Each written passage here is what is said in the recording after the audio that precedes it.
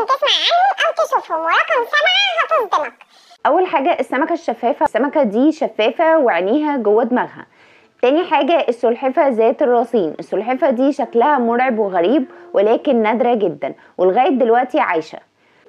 تالت حاجه الضفدع اتريكانا، الضفدع ده ما عندوش وجه واكتشفوه بالصدفه وشكله مرعب ومخيف.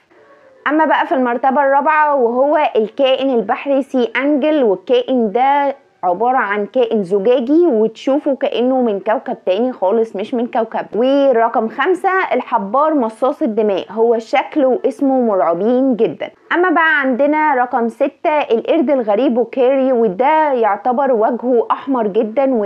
اما بقى رقم 7 ودي اغرب كائن عندنا وهو العنكبوت الطاووس. العنكبوت الطاووس ده بيقدر يرقص وبيغير لونه، وكل ده عشان يجذب الانثى بتاعته.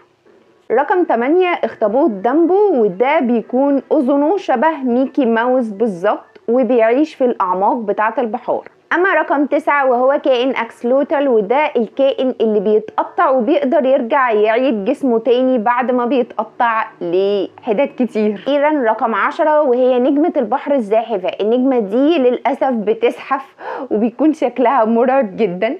فاكتبولي في التعليقات ايه اكتر مخلوق انتوا بجد شفتوه عجيب وغريب، وقولولي لو تعرفوا كائنات غريبة تانية. هستنى ارائكم في كومنتات وهتوحشوني لغاية المرة الجاية، وباي.